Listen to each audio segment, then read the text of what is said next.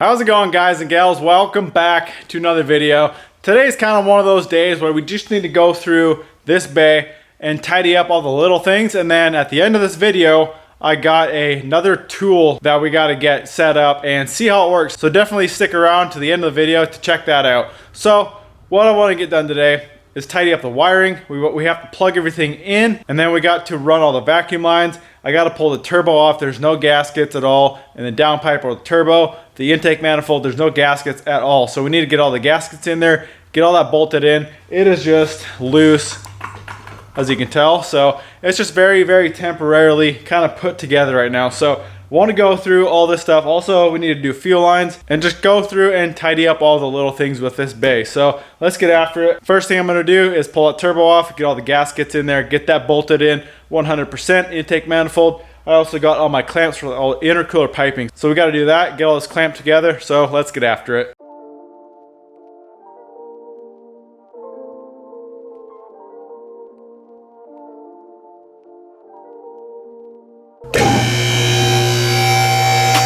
Seriously, guys, this lift is the nicest thing in the world to have in your shop. You don't have to worry about freaking climbing underneath, getting the jack stands out and the jack. You just push a button, lift it up as high as you want, climb underneath.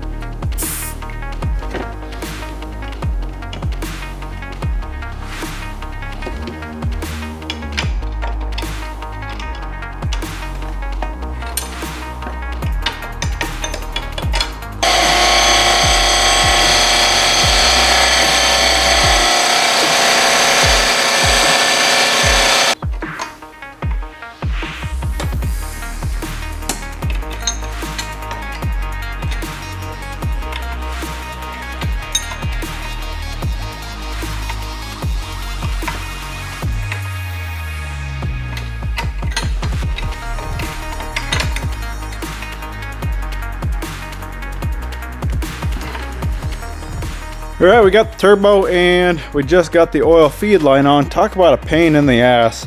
I had to take off, or at least loosen, the actuator to get the fitting tight, and then to get the line tight on the fitting, I had to take a wrench, this one here, you can see, ground it way down, and I was able to get it in there and it tightened up. So I guess I got a custom wrench for my oil line now. So next we can get intake, get all the intercooler piping on, get all that clamped, all that together. And then I want to tackle fuel lines. We got to tackle the vacuum line from the main vacuum pump here over to the brake booster, and then that tees off into the N75. We tee that off into this boost bottle here. This is just a little reservoir to hold vacuum in case your engine dies. You still have a little bit of a reservoir along with the brake booster for some brakes. So we're going to keep that, obviously it's out of the way, nice and tucked down in there. So we got to plumb all that vacuum line, and then we can get this wiring kind of situated, get everything at least plugged in so that when we get the ECU, it's all ready to go and we can just try to start this thing up.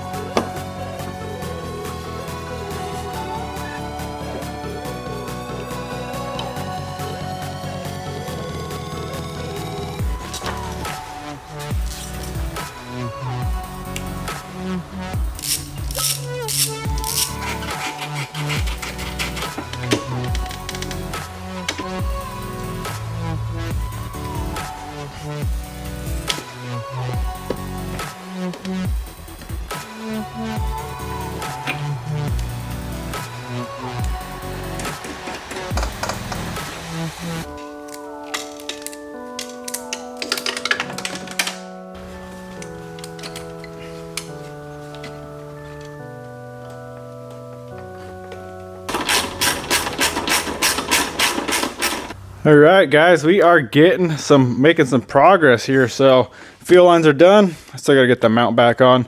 As far as this main vacuum line goes for the brake booster, I bought a little 90. This is 1/2 inch here, and that was 3/8. So I bought a 3/8 to 1/2 inch 90. So that's just gonna shoot down and connect just like that, nice and clean. Keep it away from the downpipe. All the wiring mostly is good to go. This is all tranny stuff, so I got to run that down. This is all N75 wiring, obviously way too long, so we're gonna have to shorten that. AC, not worried about. The MAF sensor right here. So I've been talking to my tuner, and they decided they wanted to, or they recommended, I suppose you could say, to delete MAF. So originally they told me to keep it, so I went through and built all this.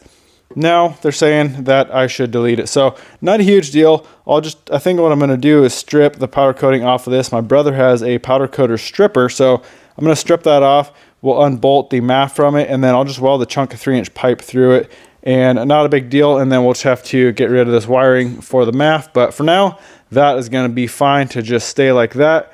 All the vacuum lines, you can see, are all tied up here, run underneath, tied up to the block, and then right up to the vacuum pump there. So that is all good to go. So we are basically ready to go, other than the cooling system. I just got to go through and clamp everything. But for the first start, I think I'll just not even put coolant in it, just to see if it'll run. Once it runs, if it does start, then obviously I'm going to throw coolant and everything in it. But just for a test fire, I think I'm just going to leave it dry. I did throw oil in it already, so we are good to go there. So I guess the last thing we really need to do is wait for that little 90 to show up. And once my ECU gets here, then we will be ready to start it.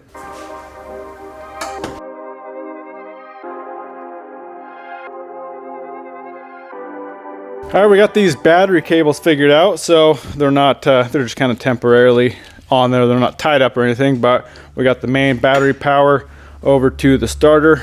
You can see right down there.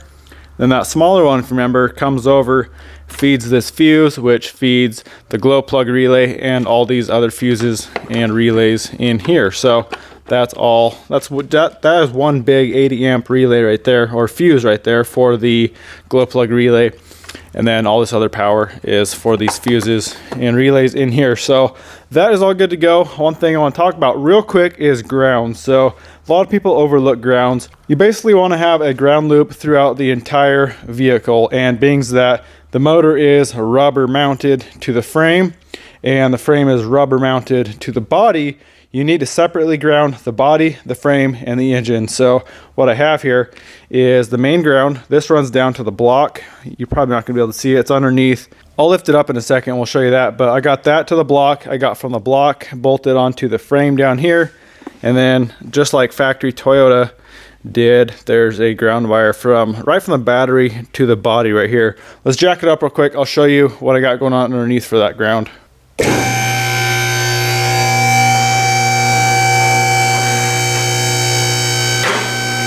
All right, hopefully I can get under here and show you. So if you look right up here, you can see those two cables right there bolted onto the block right there. So the big one is the main battery cable, and then that small one just runs over. You're not gonna be able to see it over. Anyway, it's just bolted right to the frame. So that is good to go. We are good for battery cables. We're pretty much good for everything right now until we get the ECU. Then we can try to start this thing. But I got a few toys for the shop, this being one of them. Let's open this thing up. Yes, it does have to do with the lift. So let's open it up, check it out, put it together, and see how it works.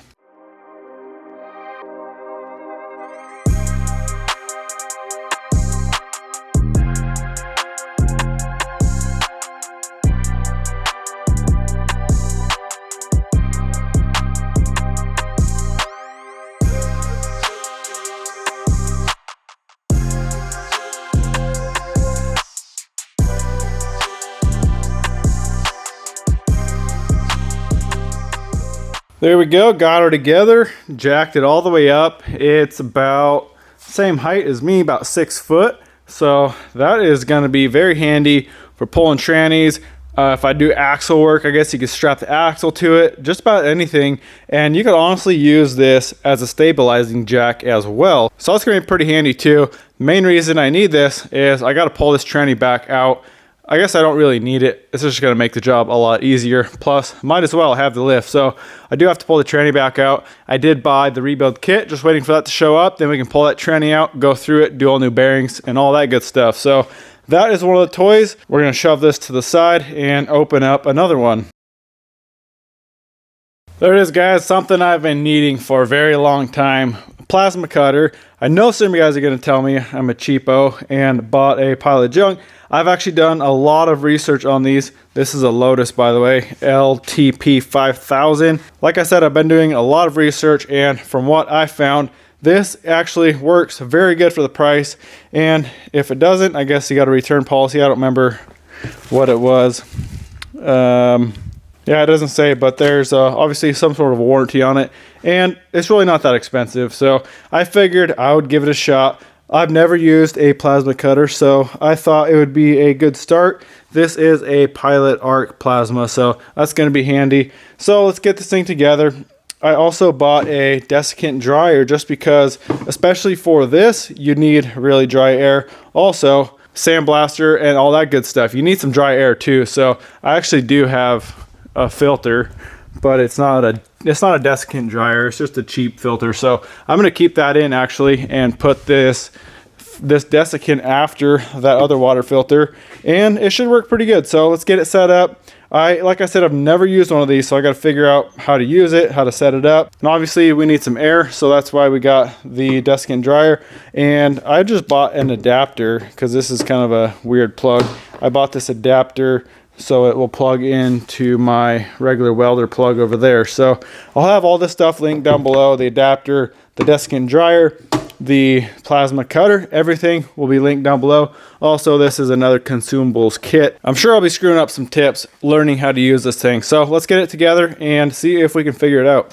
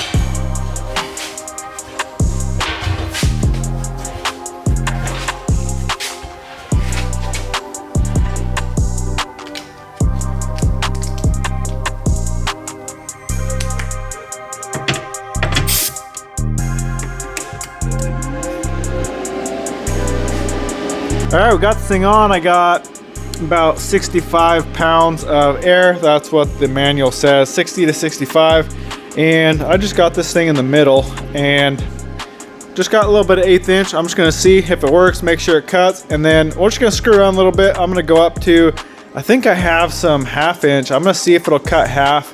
I'm just gonna screw around and see what we can do. So obviously gotta ground it. So we'll get that grounded.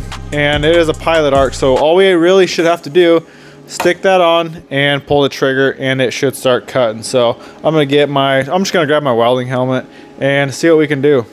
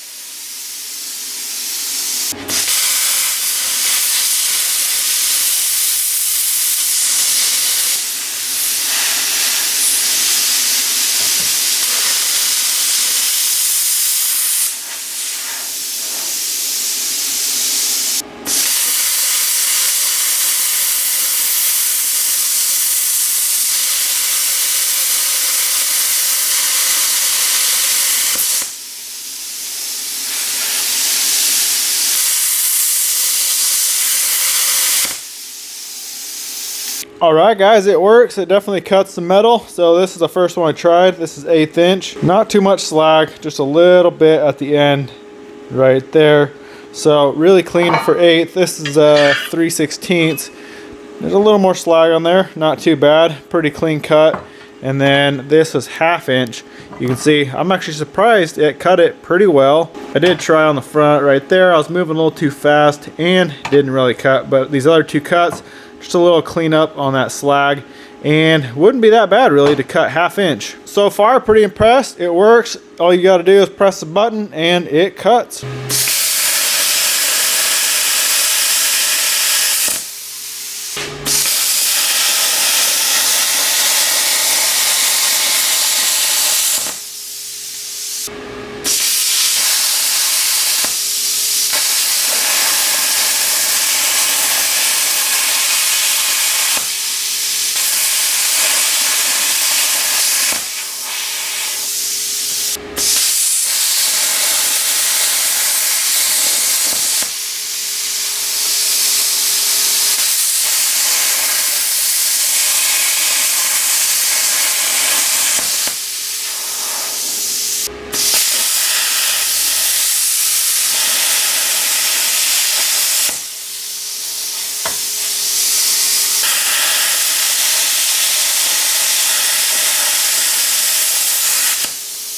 There we go, 3/16. I was able to just stab a hole without doing a pilot hole or anything. Just stab a hole through and cut some holes in it.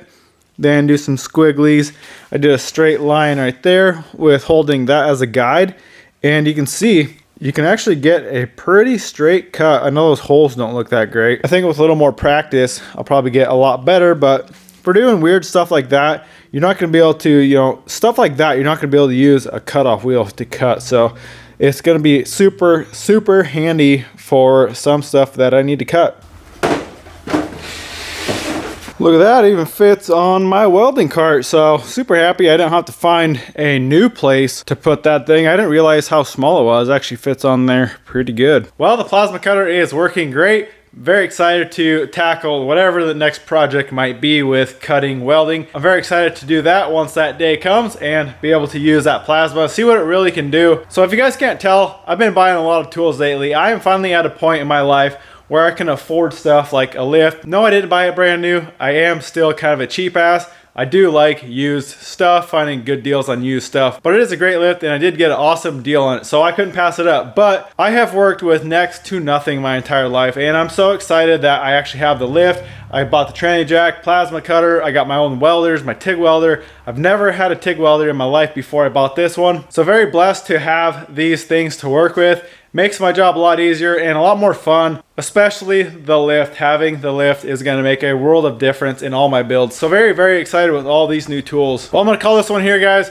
Truck's coming along great. Just waiting for the ECU, like I said, to be able to start it. But we do have to do that tranny, so I might just pull the tranny out. I'm sure I'll have that rebuild kit before the ECU. So I'll probably be doing the tranny next, but stay tuned for the next video to see what we're doing. Hope you enjoyed it. Go smash that thumbs up button, comment, subscribe. We'll see you in the next one.